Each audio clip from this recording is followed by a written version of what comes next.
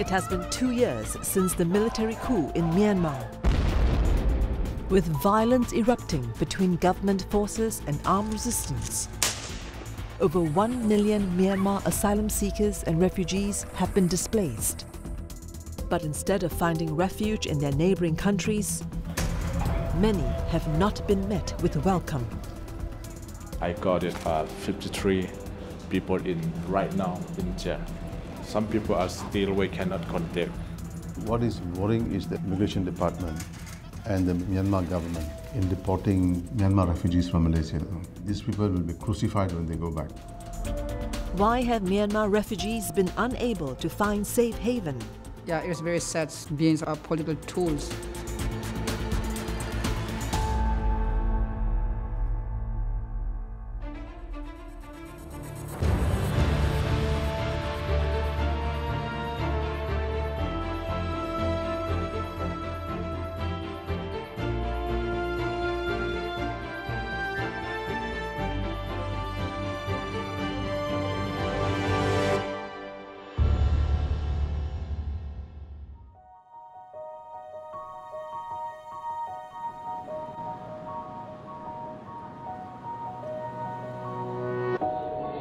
On a quiet night in 2010, James Bawi Tangbik snuck out of his orphanage in the Chin state in Myanmar. At just 16 years old, he was to be smuggled alone into Malaysia by human traffickers, also known as agents. When I recall my past, I was so shocked, and then how I was so brave. I never met the agents, and I did not know him. At I think 4 a.m., 3 a.m., then I went to where he gave me the appointments, and then he brought me, just like a child who came to Malaysia. The majority Christian Chin community had experienced decades of forced assimilation into Buddhist majority Myanmar, leading to armed conflict.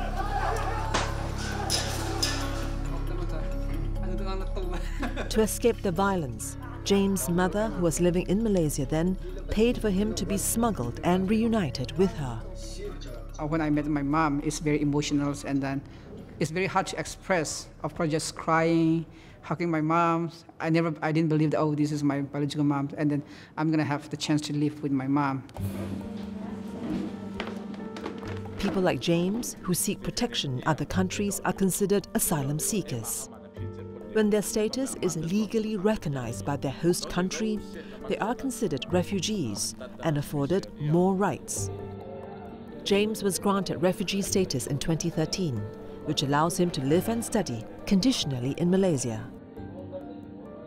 As a vocal critic of the Myanmar government, James would likely face persecution if he were to return home.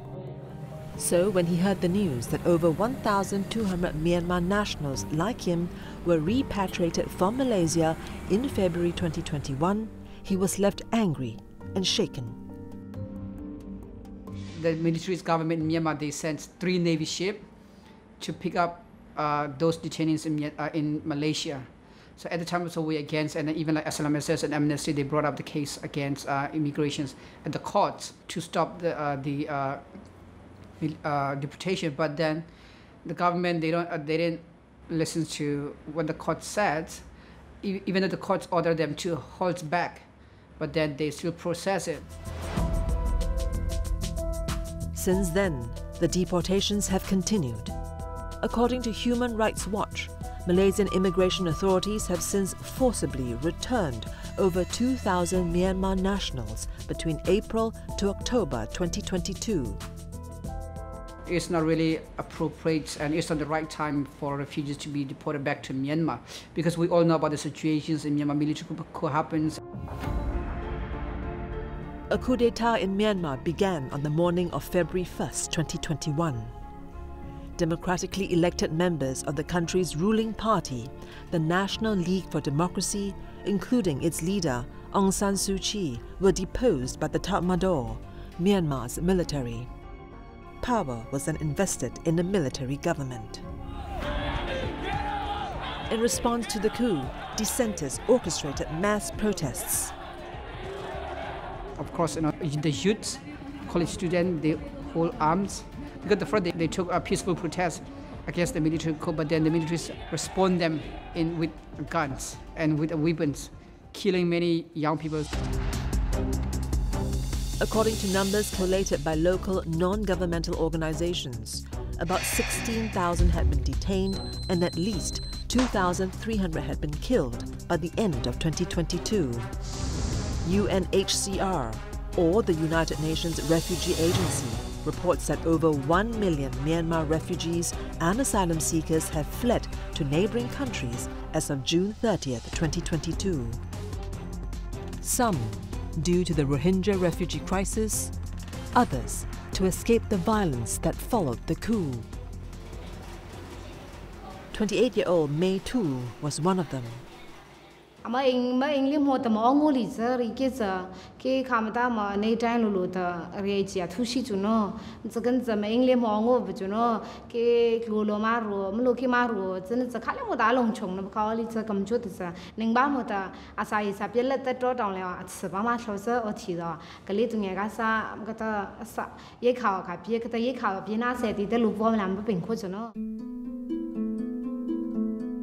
To escape armed conflict, May Tu left Chin State in Myanmar in 2022 and travelled to Malaysia through Thailand.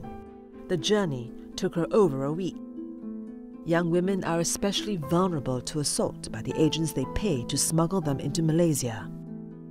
But many like May still make the journey.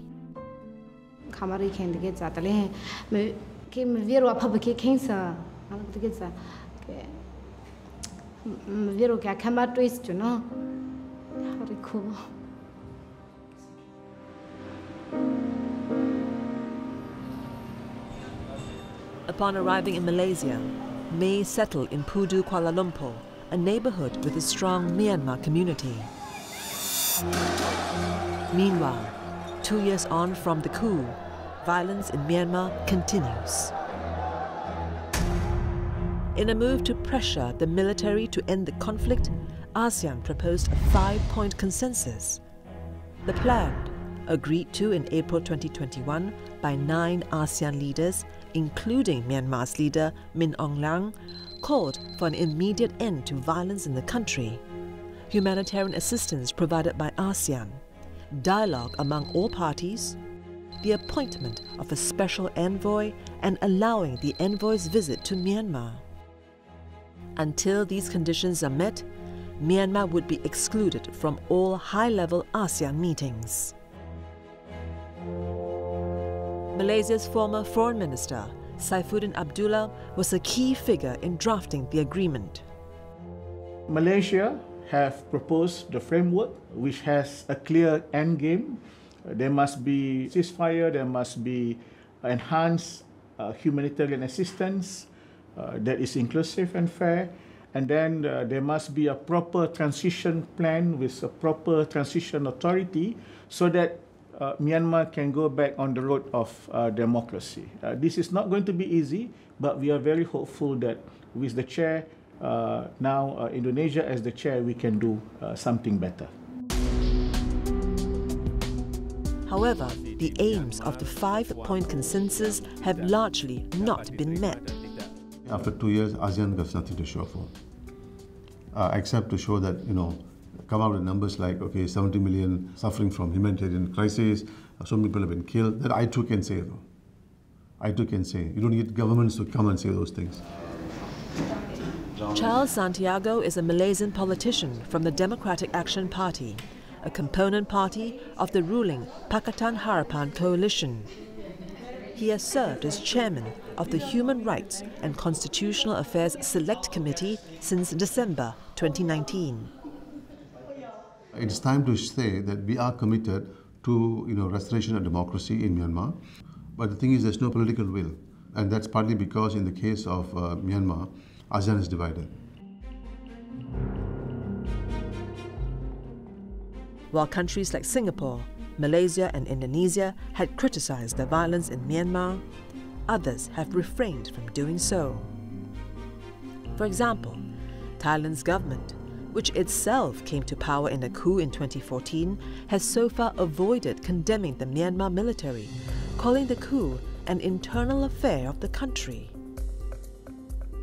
There are many more things that ASEAN could do, I think, and it just takes some kind of political will. It takes each of the individual countries to be able to speak up and voice their opinions in a more forthright, forceful manner. More forthright than ASEAN would generally be used to, I think.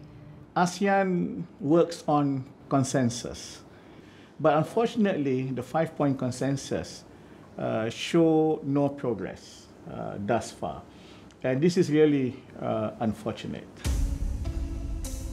With progress on the 5-point consensus slow, violence continues in Myanmar, particularly in the Chin and Kachin state.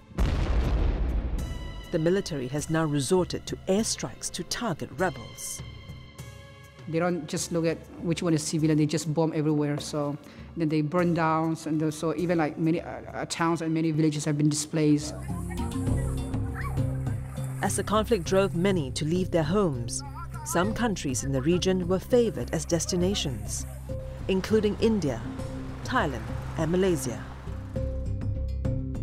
Malaysia has always been on the receiving end of refugees within the region. I think where we are geographically situated, it's just been a very natural place for refugees to come.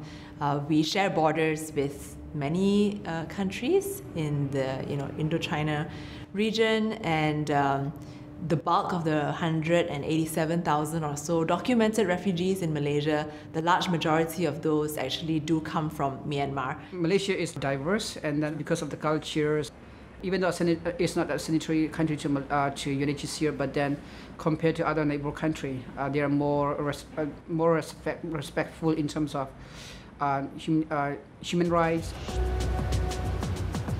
As of end November 2022, there were almost 183,000 refugees and asylum seekers registered with UNHCR in Malaysia.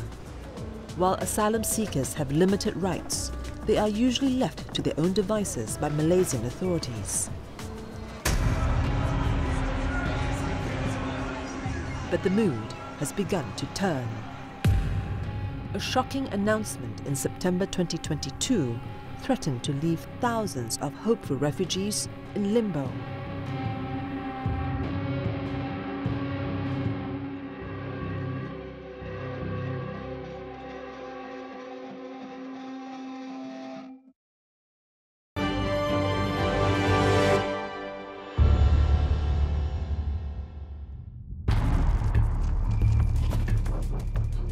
Anthony came to Malaysia in 2012. He left Myanmar after he was subjected to forced labor by the military.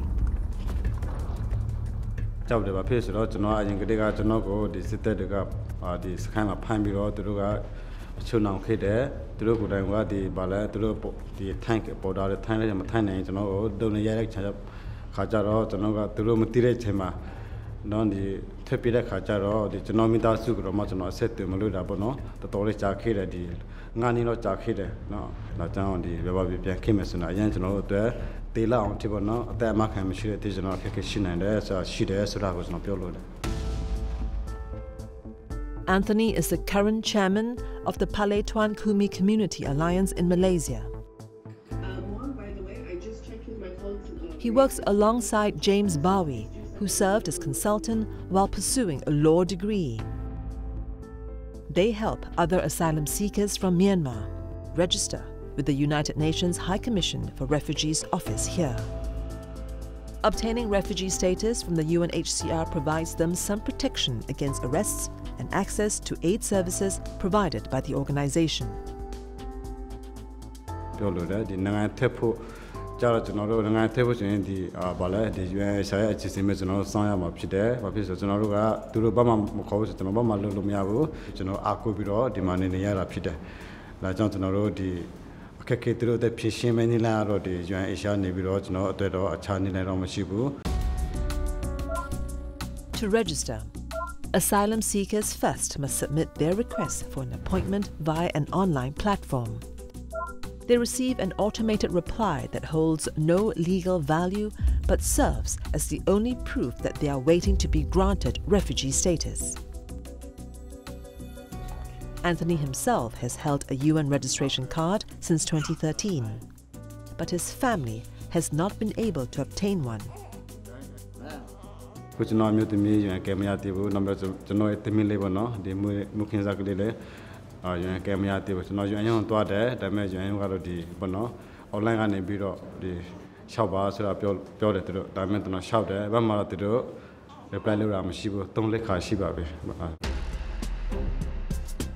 While Malaysia has been traditionally tolerant of refugees, there were signs that the winds were shifting.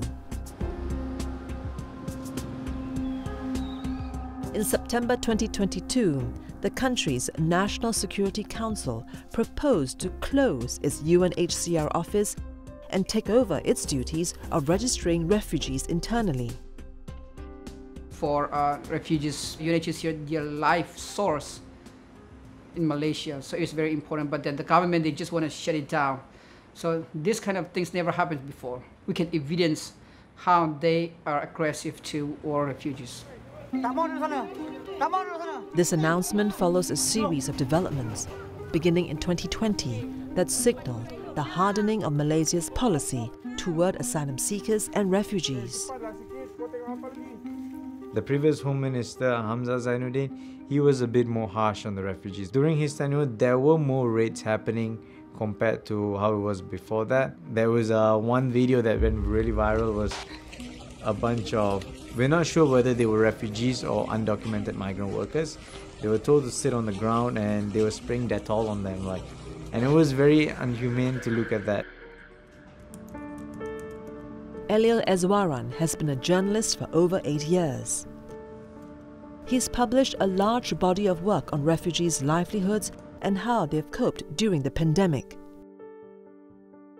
I've personally been to 1 or 2 raids, so it happens in the late hours, like 3 a.m. or 4 a.m. and we just end up going to a construction site and then start raiding there, and then we see who are the documented ones and who are the undocumented ones. While the goal of these raids is to round up illegal workers, Myanmar refugees and asylum seekers are sometimes caught in the mix. They will be sent to prison, then to detention camps and risk repatriation.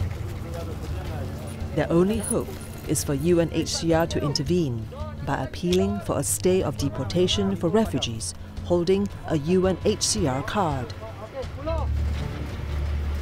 And these raids, bear in mind, even UNHCR are not aware about when it happens or where it's happening, so they have to look up to the news or wait for some reporter to call them and ask what's the latest on this raid that's happened, so they don't know what's happening on the ground as well.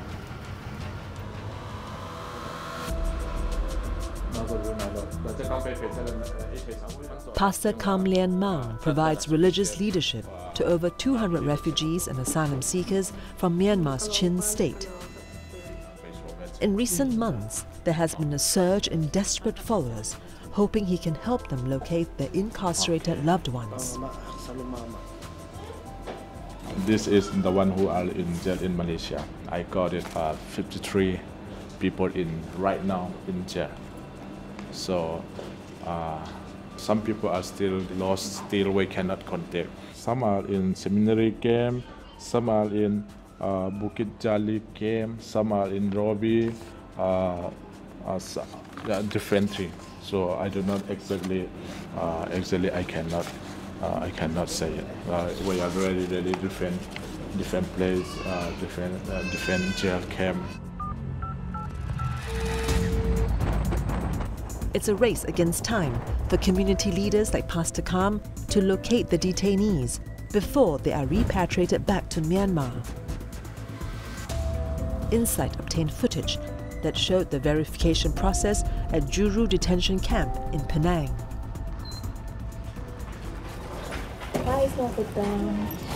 Just nak check yang 4 orang ni adakah dalam? Tak ada relationship, tapi kita kawan sebab dia punya community dari KL. Dia tanya keluarga mana apa? Di Myanmar. Yang mana ada? Tu ada. ada memang ada sini immigration juru. Sini segala backup dia boleh call lah antara dua ini memang record dia memang ada dalam sistem lah. Okey, ini bahagian unit bahasa. Sebab daripada keluar penjara, diorang akan hantar dekat sini. Berapa lama saya tak pasti. Kat dalam tu macam penjara ke macam dormitory? Dia tu dekat dia dormitory dekat public. Okay. Access to the camps is becoming increasingly difficult. The other major area that UNHCR used to play a role in Malaysia, which it no longer does, is actually providing visits to the detention centres. UNHCR used to do that, they used to have access, but in August 2019, if I'm not mistaken, that's the time when, for some reason, UNHCR was also stopped from doing that. Since then, they have not been able to determine whether the detention centres are, adequately providing any kinds of assistance and aid to the refugees. The government position has been very clear that we want as much as possible to assist, if not in a big way, at least in a small way. To find means and ways to further improve the education of the children of the refugees. And this is not limited only to the Rohingyas. And this is not just about Rohingya or refugees in Malaysia. So we would like to play that kind of role, and we are hoping that we can actually realize this objective as soon as possible. But for some observers, actions by the immigration authorities do not match these promises. I think what is worrying is the agreement that the immigration department and the ministry and the Myanmar government in deporting Myanmar refugees from Malaysia. Most recently, members of the army who had left the army, who went AWOL, and some of them were also members of the CDM, Civil Disobedience Movement in Myanmar. So essentially, these people will be crucified when they go back. The CDM, or Myanmar's Civil Disobedience Movement, is a popular resistance movement. It once boasted more than 360,000 members who chose to walk away from their state jobs in protest of the coup.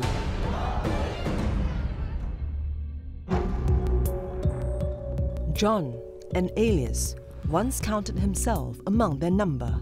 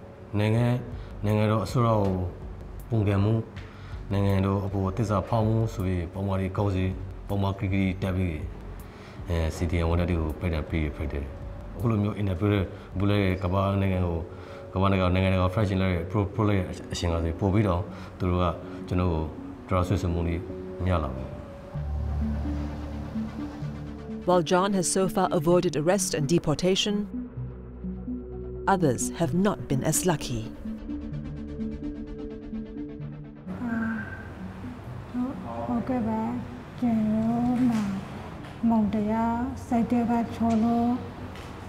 Malaysia naga pensilo chabai bai luelo tadara re shinkha puthara jaya risk khema hin lo ka bai yawa ning lo ara lela lo kuni tong lo tadang thau de kha twen lo chabai lo ka bai yawa kro lo ara naw ka tadang kra ra kha အရှုံးရှုပ်ခင်ထားတာပဲယောကကလောအရနောက်ကတဒံကရခါအရှုံးရှုပ်ခင်ထားတာပဲယောအရှုပ်ကရင်ကမှာဘူတထောင်း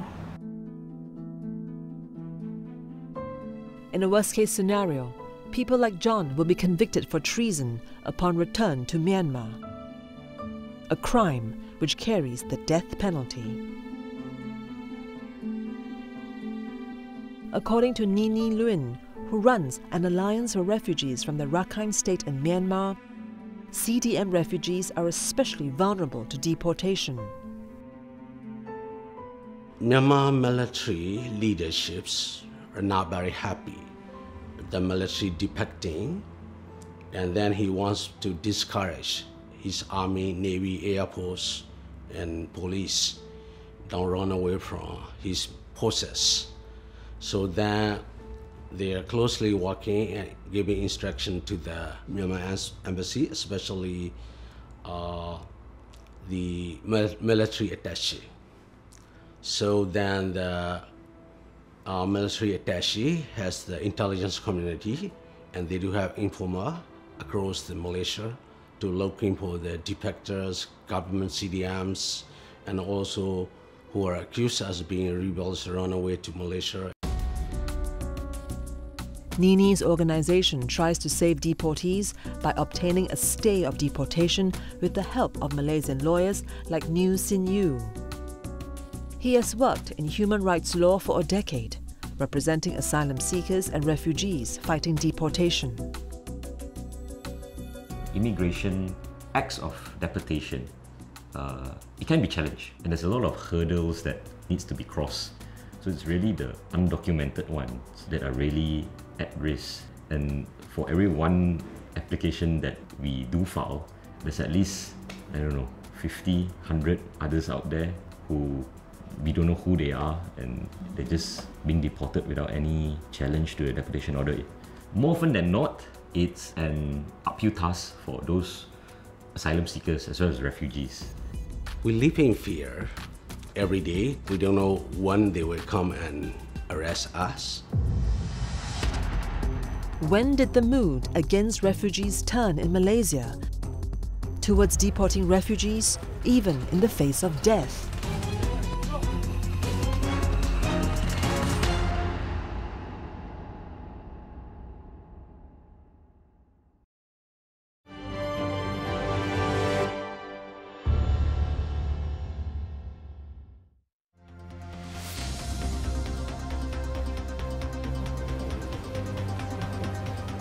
Malaysia has a reputation for tolerance towards asylum seekers and refugees. Before COVID, it provided safe haven to the largest population of Rohingya refugees in ASEAN. But things started to change with the pandemic. COVID really threw a spanner in the works amongst those who are working on these issues. And it's very clear that the last 2 to 3 years, we've seen that spike in more xenophobic sentiments, and I can't say whether this is exclusive to Malaysia, but it's clear when there's some kind of security threat, local communities feel that the available, perhaps scarce resources need to be allocated more exclusively for local communities as opposed to providing these resources to foreign communities. When COVID-19 hit Malaysia, unfortunately, the first story that came out was a group of people who went to a particular mosque somewhere in the Klang Valley got COVID. And the story goes that some of them were Rohingyas. I do not know how far this is true, but this story went around. Since the pandemic, raids and deportations of Myanmar refugees have stepped up, contrary to Malaysia's opposition to Myanmar's military takeover. In ASEAN, we look at the foreign minister was fighting against military coup, but that, and down here, they are still connecting and then still doing like some deportations with the Myanmar embassy, working together. The fact that as far as the foreign ministry is concerned, we have never changed our methodology. We have not changed our approach.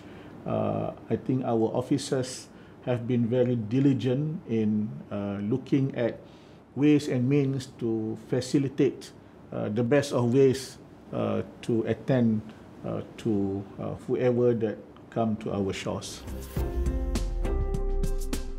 At the height of the COVID pandemic, the Malaysian public feared that large migrant communities would be a vector for the virus. What we saw was these xenophobic sentiments, questioning why they're taking up resources. The last few years has also coincided with our own Malaysian domestic political landscape, which has been fluctuating and unstable, unfortunately. And because of this, it has been very easy, I think, to channel these energies towards a common external threat, real or imagined, right? Yeah, it was very sad being a political tools, being a guest, unwelcome guest. There are so many, of course, like discriminations, and then when we become like a tool for their political benefits, it's very sad. It means they do not respect our rights and they do not see us as human beings, and they never think about their our struggles and our difficulty. But there is change in Malaysia. The country went to the polls on November 19, 2022. The elections returned a new multi-party government led by Prime Minister Anwar Ibrahim. He came to power on a promise of a more tolerant and inclusive vision for Malaysia. Some in the refugee communities hope this will extend to them as well. There was a time when we put a moratorium in sending people back to Myanmar. That I understand is lapsed now, but I'm hopeful that the new cabinet or the new government will continue with the moratorium so that we do not deport people back. But this is a new government, it's just only a month old. So I think you need to give it a bit more time for it to gel together. On December 3rd, 2022, a new cabinet was sworn in. The government hasn't actually said anything about it yet, to my understanding. The Home Minister as well has a lot to learn and probably something that he needs to grapple with very quickly. So I look forward to seeing what the new government has to say and do about the refugee status in Malaysia. But while the new government finds its feet, the deportations have continued. According to public posts on Malaysia's immigration social channels, the most recent happened on January 7th, 2023. I think we have some better hope from the new government, but then it's sad. There's always immigration raids. We always hear that there's a raid, and even like the last night happens, I think they arrest around 555 people. So yeah, I think the rates increase. I think there are different motivations involved. When it comes to foreign affairs, especially the former foreign minister, his position is very clear that we need to support NUG, we need to support the refugees. But the Home Affairs is organized a bit differently. They are organized based on law, order, security, and so on. So they don't see beyond that. So I think basically there must be a transfer of information, thinking, and some kind of an understanding that has to prevail. On the one hand, we would like to say that we want to be, we want to practice human rights, we want to uphold the values of human rights. But of course, there are other factors that are beyond our control, and in particular beyond our ministry. There are certain laws that we have to abide. There are the immigration laws, there are other rules and regulations. In human rights lawyer New Sin Yu's experience, the eyes of the law often do not distinguish refugees from illegal workers. As far as the government is concerned, legally, they are all offenders of immigration laws in Malaysia because you would be committing a criminal offence. So ministers, stakeholders, members of the justice process in Malaysia, they're not aware that there is a very real problem going on in Malaysia where there's a lot of families around coming in from the borders, staying here because they are escaping what is happening in their country. Because if they are aware of what's really happening on the ground, then I would think that, given the benefit of the doubt, they wouldn't do certain things. Like, for example, deporting back refugees to imminent danger. But I think this is where the Prime Minister should step in and bring about some kind of coordination. The new Prime Minister's commitment to human rights has to speak for something.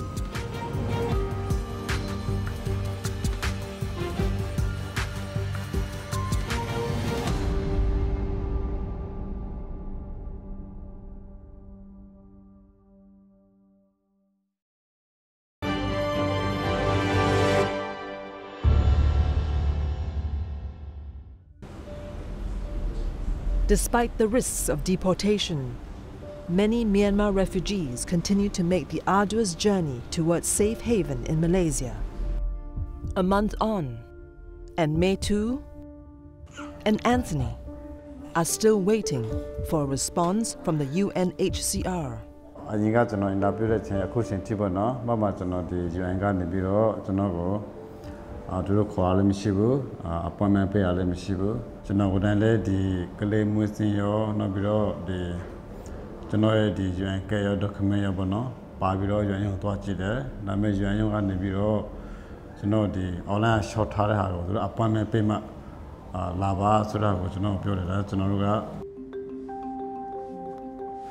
Meanwhile, May too had gotten married in Malaysia.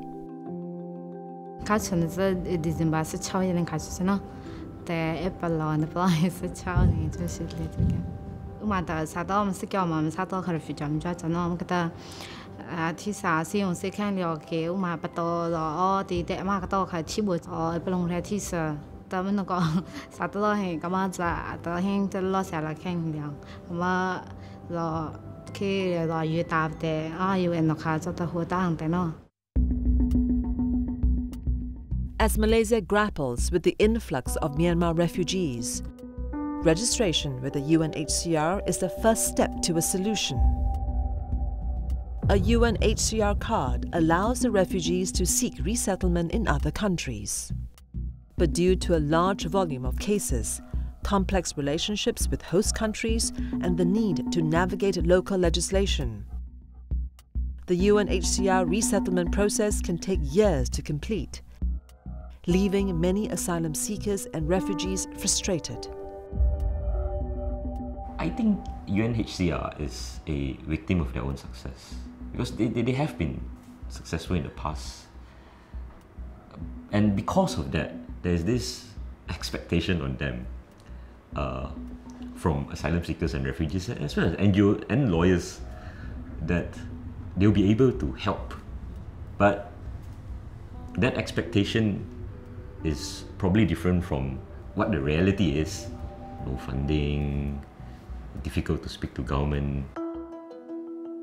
While their applications are processed by the UNHCR, community-based refugee groups like the Alliance for Chin Refugees try to provide support in the interim. They help collect information of asylum seekers and print it on their own membership cards. So we issue them these cards. This is community cards just for their documentation purposes. So, to make sure they are under our protection. So if you look at the cards at the back, you can see telephone numbers. So we also include UNHCR contact numbers and everything because, all our community offices under the recognitions of UNHCR. So even UNHCR give us protection letters and everything. So we have to include those kind of things. While such cards have no legal validity, they are one of the few ways for the refugee community to track their own in Malaysia. because we want to know who they are. We ask them all their data and then their information and everything, and then we keep in the office, and then we issue them to say that this is our people. So if they dies, or if they are in the hospital or any police can contact to their respective community office for further assistance. But such practices have come under scrutiny by the authorities. On January 7, 2023, the Immigration Department conducted a raid on what they describe as a card-issuing syndicate. The authorities claim the syndicate is exploiting the refugees, collecting 500 ringgit for the processing of their UNHCR applications and the issuance of a community card. But other community leaders claim that these collections are vital funds used for things like refugee aid.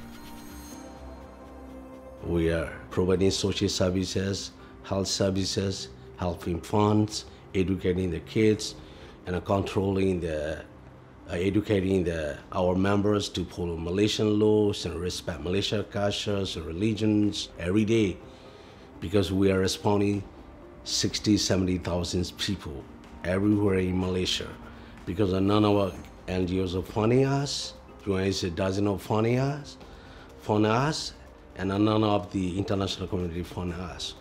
So that's why they collect that money and helping their own people.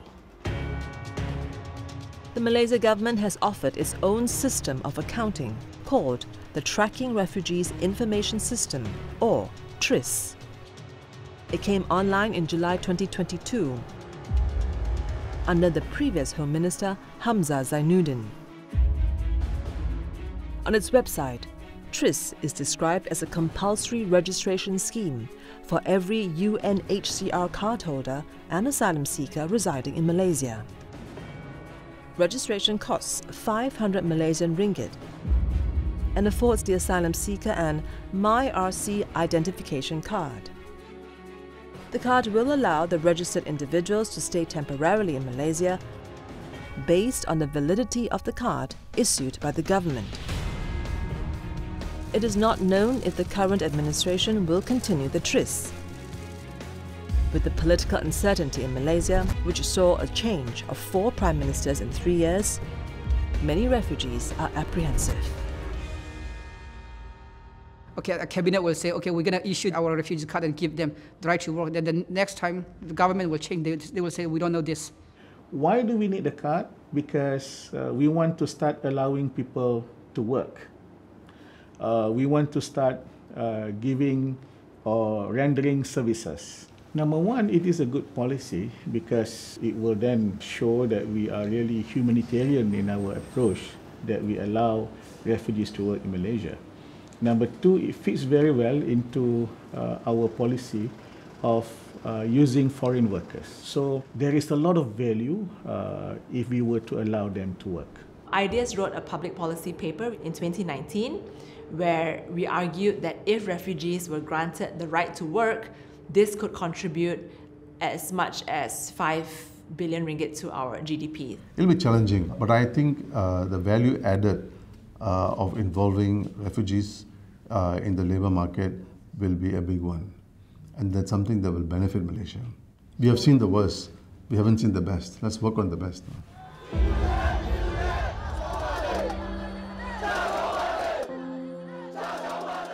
2 years on from the coup, and the situation in Myanmar remains fraught. Even though the country is expected to hold elections later this year, James does not expect the violence at home to end. In the meantime, he hopes to complete his law degree soon and help others find safe haven here in Malaysia. I won't stop pushing the government and UNHCR for refugees right here because I feel like this task is given by God for my people. Yeah, so I don't think I will stop. But what he truly longs for is, perhaps, to one day return home. I always hope to have a stable and peaceful country, and I want to see my people as a tourist, not as refugees anymore.